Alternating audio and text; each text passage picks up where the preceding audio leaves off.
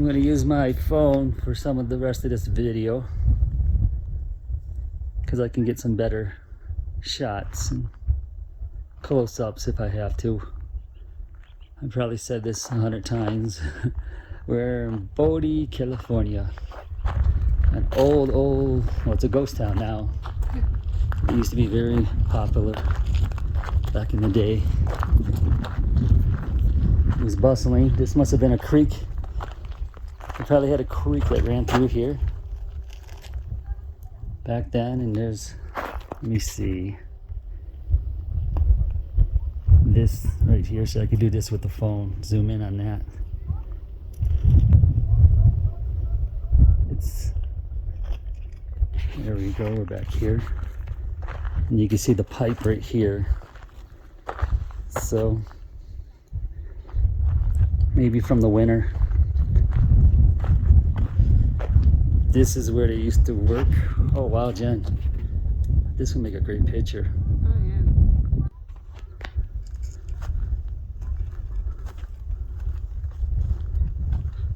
Here we go.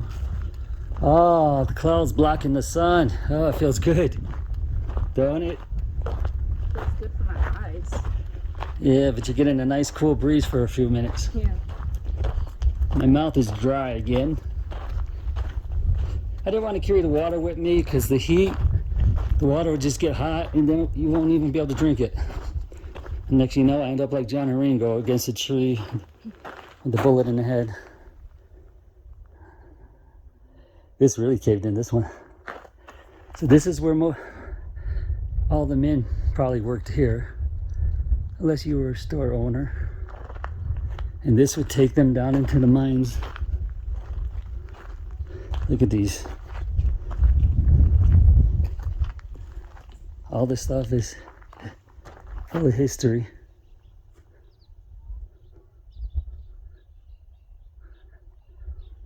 This would be a good place to make another Willy Wonka. It almost looks like Wonka chocolates. It does. You could do. It's all fenced off. They could redo it in the 1500s. I mean 1800s. Well, yeah, we can't go in there. That's for safety issues. Yeah. So we did most of that.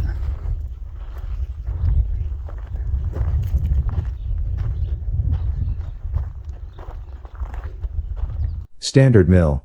Because the mill buildings and surrounding areas are unsafe, access to the mill is available only by guided tour in summer months.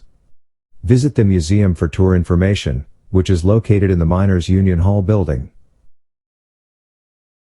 The Standard Consolidated Mining Company's stamp mill. The most successful of 30 mining companies operating in the Bodie mining district. Heavy iron rods known as stamps broke up quartz rock containing gold and silver. Mercury and later cyanide was used to separate the metals from the crushed rock. In 1893, Superintendent Thomas Leggett brought electricity to power the mill from a hydroelectric plant about 13 miles away. One of the first long-distance transmission of alternating current in the United States.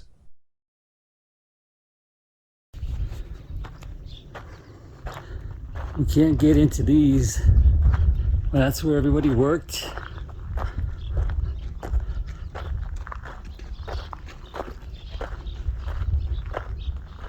You can see. This is the work areas.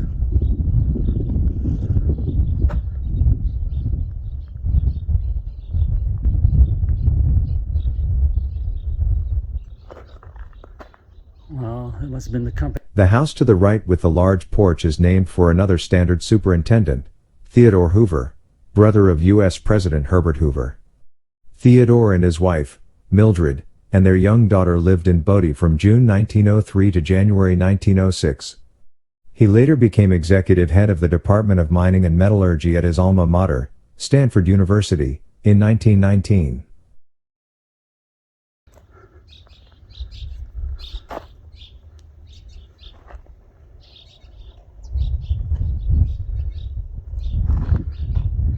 There's Genio.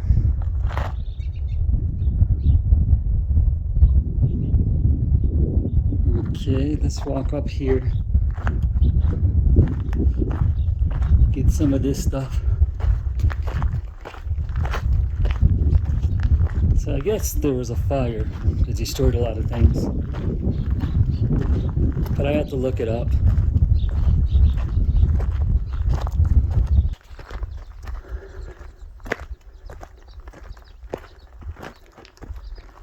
And this is a nice little house. Nice windows.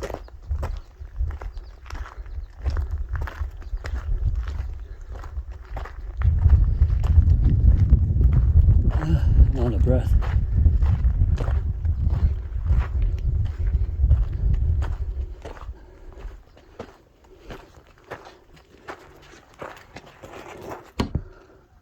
That's beautiful. Yeah.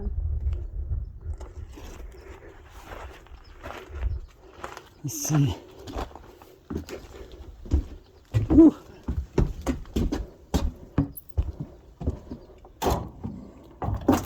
Wow. Yeah, about 100 years ago, That's fun. it was probably really beautiful in there. I gotta look through this window.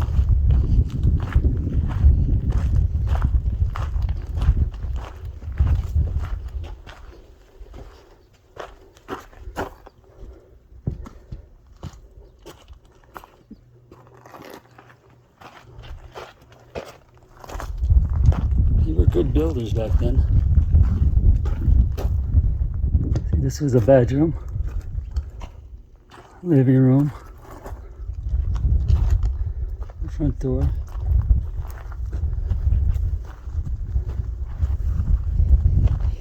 Is that thing still recording? Yeah. Oh, I thought it'd be dead by now.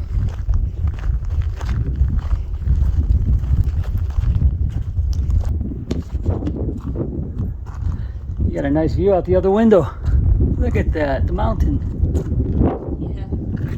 Nowadays, that would be some high price real estate. I'm just exhausted.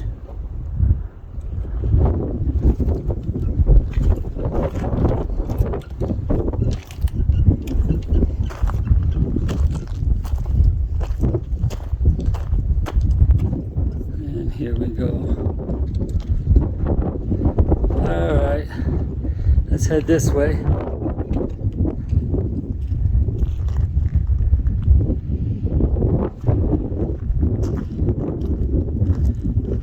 Still going. That's fine. You just keep recording until it dies, I guess.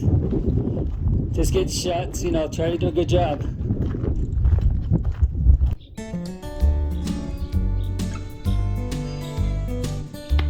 Oh, we're in the shadow.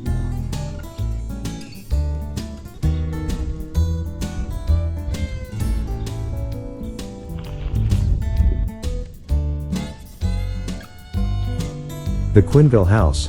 Frank F. Quinville, a Canadian native, moved to Bodie in the 1800s.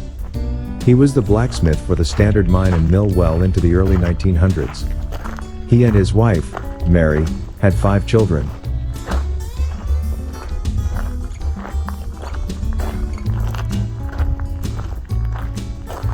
Dr. Street's house. Dr. John A. Street was a physician for the Treadwell Yukon Mining Company between December 1930 and January 1932.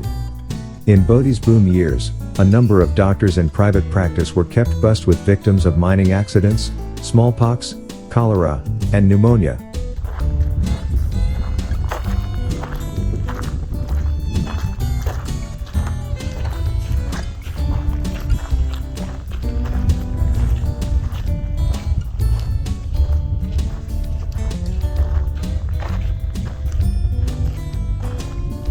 The Macmillan House. A.E. Macmillan was secretary of the Bodie's Miners Union in 1885. His son, Dan, who had only one arm, was manager of the Bodie baseball team in the early 1900s. Wow, look at this. Wow. That's a lot. Main Street. Yeah, we're definitely not going this way.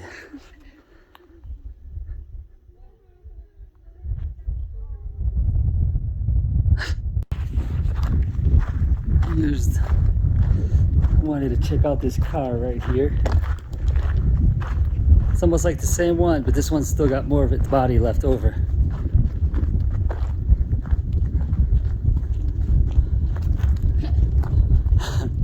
It's ugly. Well, these are when cars first started. It's actually nice when it was new, or back in the day when it still had its paint job and everything on it.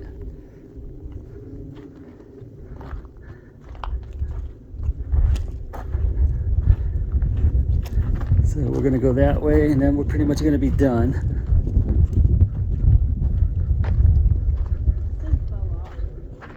What is it? Oh.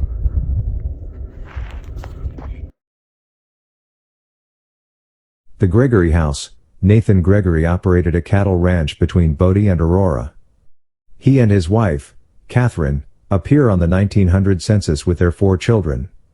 Their youngest son, Spencer, became mining engineer and was one of Bodie's last residents. Oh, employees' residence. So they must live here. Yeah, they all have locks and everything. Huh? They all have locks and everything. Yeah. I wonder where Oh, did they bring it in from town? But they probably, when it's closed, they stay here to make sure nobody breaks in.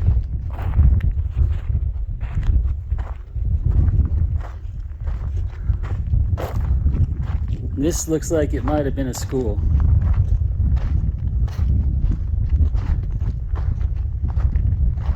The schoolhouse, originally the Bon Ton Lodging House. This became a school after the first school was allegedly burned down by an early-day juvenile delinquent. In 1879 through 1880, the school saw its highest enrollment of 615 students. It closed in 1942.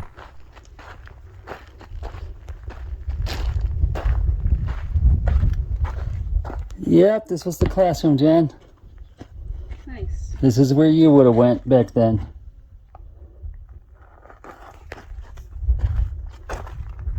Ooh, look at that globe. I think that's still a historic globe. It's made of wood, but everything's Looking gone. at the map, we have the Russian Empire. Oh man, their navy sucked. Yeah.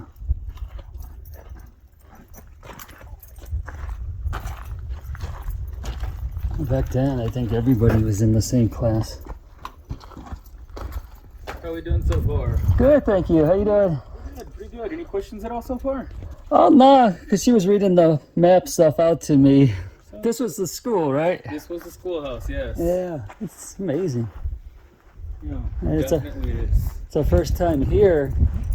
Nice. I mean, I've been wanting to come here, but just seeing it, it's really amazing how it kept up. Oh yeah, yeah, it's definitely something different. Where do we have you Yeah. folks visiting from? Illinois.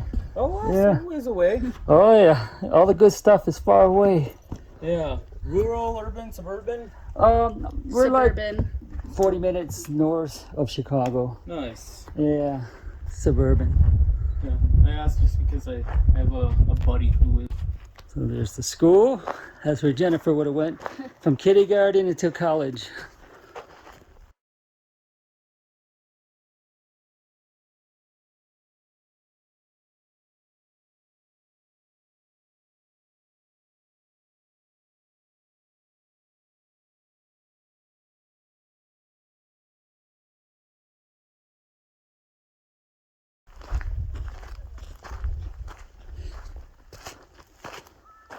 Yeah, back then, he probably had one school teacher, To be everyone. and the school teacher wasn't even allowed to have a life. She couldn't get married. I don't think she could even date back then. The Hydroelectric Building, previously a substation for distribution of the town's electricity in 1910, the electrical equipment inside now dates from the late 1930s.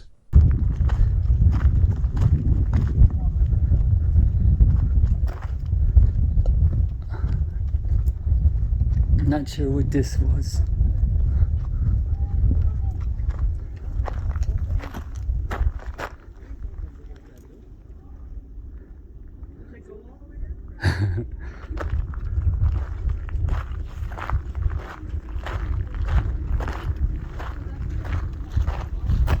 Let me peek through this window, see what was inside there.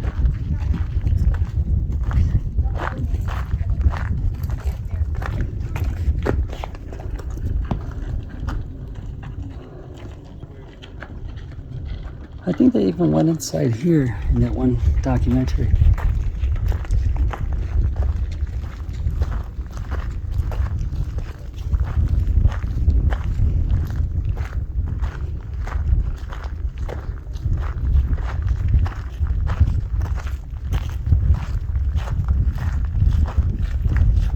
Oh, nice.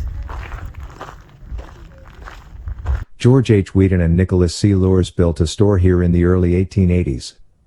The sign of the facade displayed their names, and was later covered up with a new sign, Bodhi Store, after Lors died.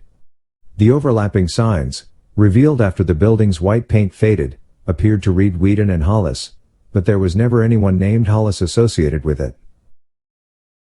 J.S. Kane bought the store in 1898. According to his daughter-in-law Ella Kane, the building has been a U.S. land office from 1885 to 1886, when her father Michael J. Cody worked there after his appointment be President Cleveland. In 1910, it became offices for the hydroelectric company that transmitted electricity to the town from Lundy Canyon. Ooh, suitcases if you're going on a trip. Look at that, it's a long hallway going through there. This could have been a hotel. Oh, this is a hotel? The Bodhi Hotel? And that's the long hallway. Yeah, welcome to the Bodhi Hotel. After the Clinton West Company arrived in the late 1920s, the building became a hotel/boarding house. Josie Pearl, known for her cooking, was hired. As she had in other mining camps, she continued mining on the side. Wow.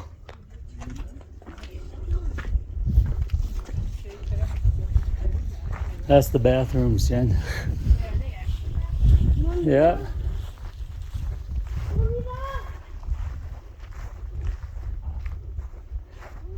No, I think it was for the hotel guest. Oh, wow. They're still in use? Yeah. Here, hold on, I'm coming. Kind of gross, though. Well, I'm not going to use it.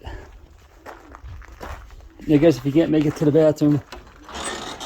Oh, it ain't bad. I'm not going to say it was good, but it's not bad.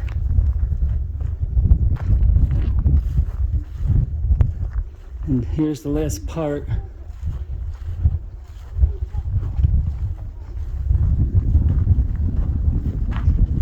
Let's take a few second rest.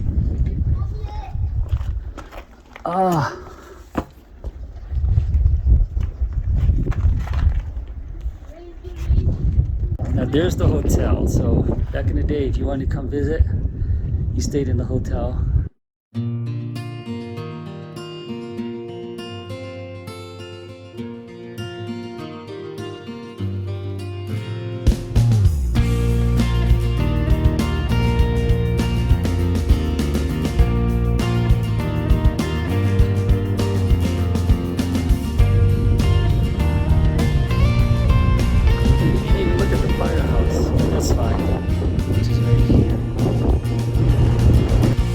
The Swazi Hotel.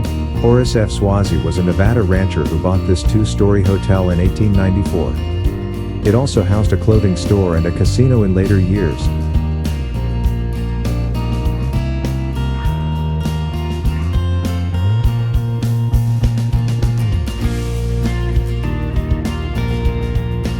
The Morgue. This is one of two mortuaries remaining in Bodie. The other is near the cemetery. This building with caskets still inside may have been moved here in Bodie's latter years, probably after 1888, when the fire destroyed the Bodhi House Hotel at this corner. The way the sun is, it's so dark. Miners Union Hall. Built in 1878, the Miners Union Hall was central to Bodie's social life. Besides serving as the meeting place for union members, it hosted religious services, Independence Day grand balls, elegant masquerade parties, school recitals, and Christmas parties for young and old.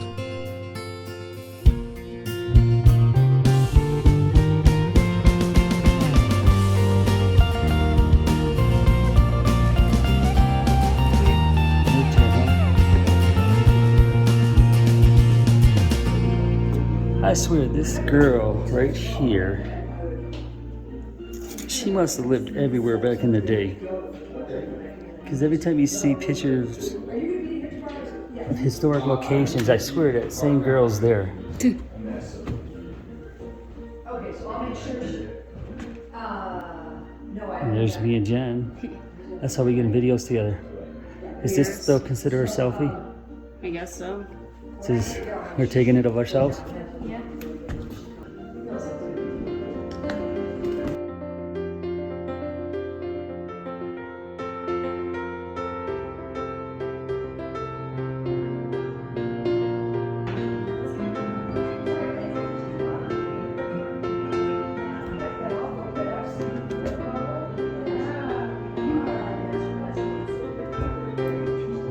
If you die, this is your last ride.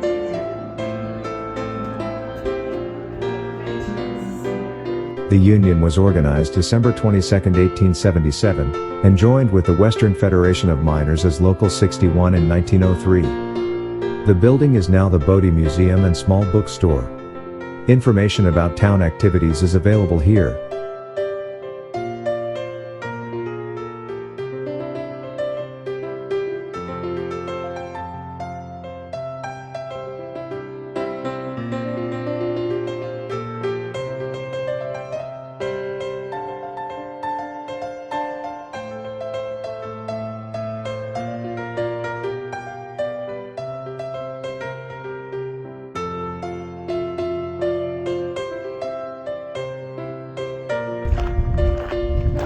This is number 11, and that must be 10 next door.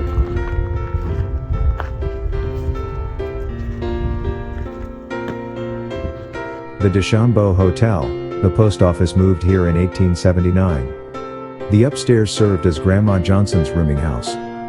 Later, the building became the Deschambault Hotel. In Bodhi's final years as a town, it was a bar and cafe.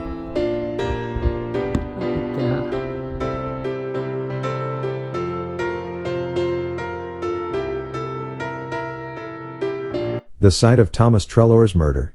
In the early hours of January 14, 1881, miner Thomas Trelaw was shot and killed at the corner of Main and Low Streets.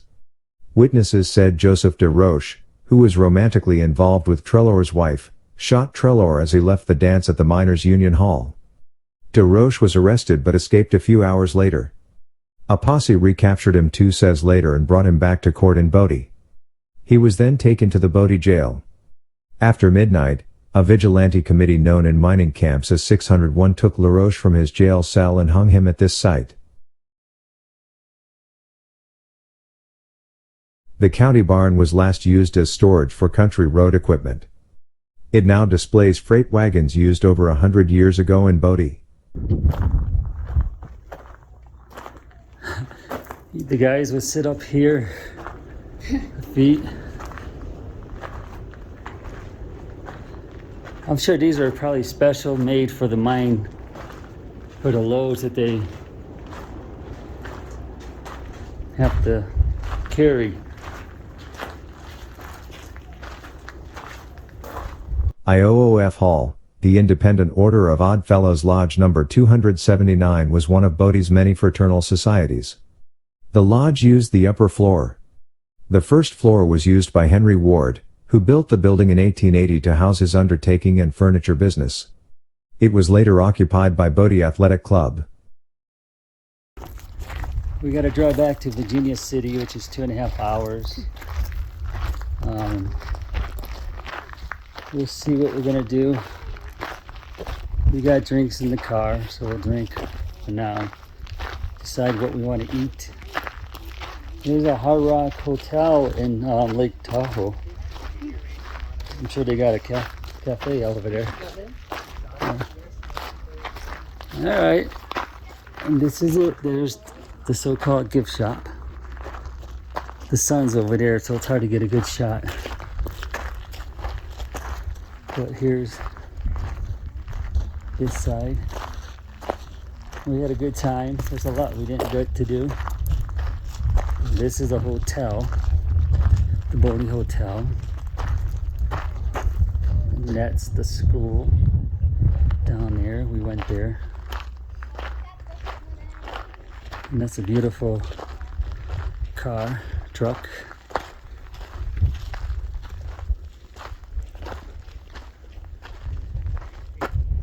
And here's the final shots. We're gonna walk to the car and leave. Have a good day. Thanks for your help. Thank you. Yeah, a couple more before we go back. Yeah. She starts school in a couple weeks. Yeah. Take it easy. Hurrah, right? Yeah, this was it. Yeah, thank you. Here's a little.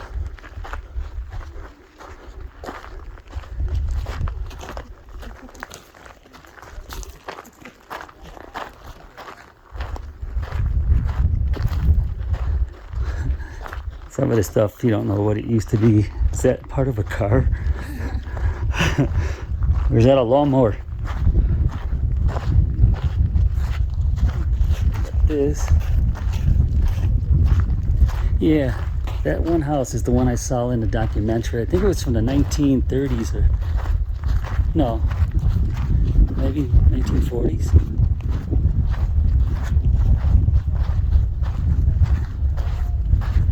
Because it was the house with the fence around it. And they were wondering what they were doing in here, even though there's a couple families just living here left. And first the husband wouldn't come out, he sent the wife out. And finally the husband came out and they went into the store, I believe. And they also went into the barn.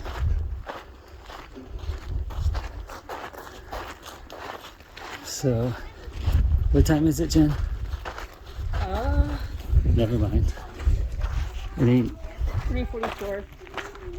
only 3:44. We're not going out there. There's so much out there to see. Yeah. We ran out of energy. It's getting late.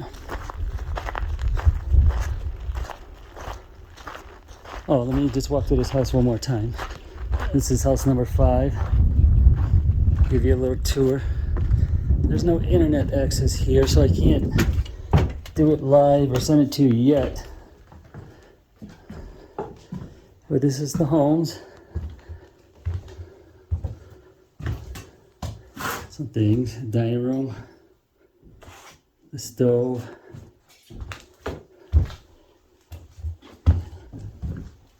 some furniture.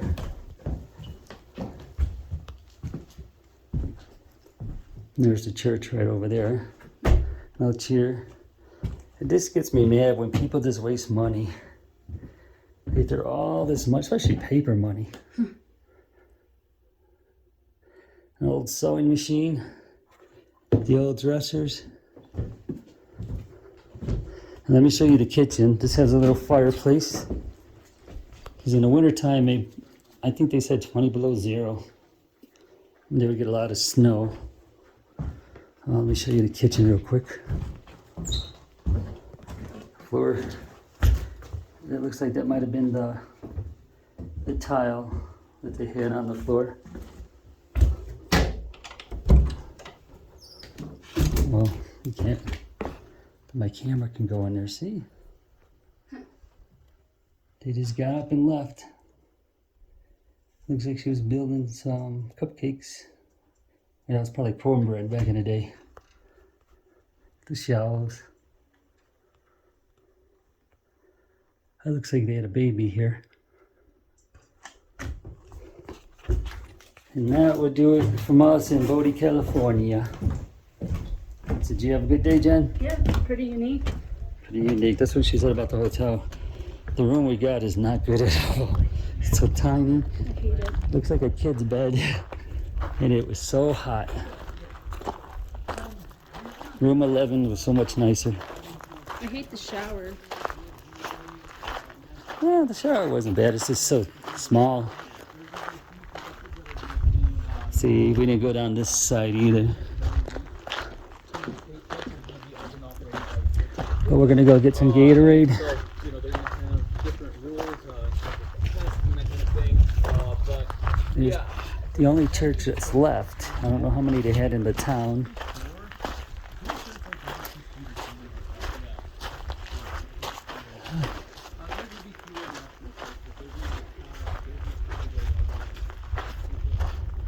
Yeah, we didn't go through here, but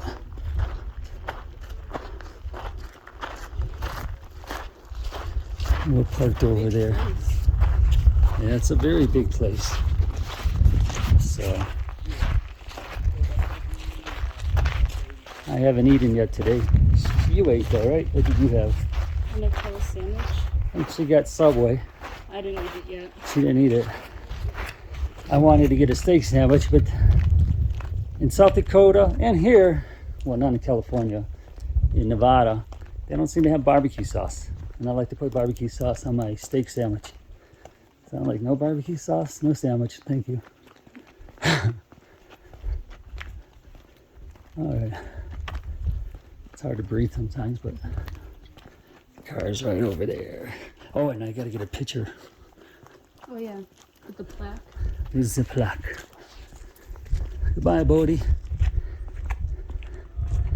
I'll make a good picture right here. Bye, everyone.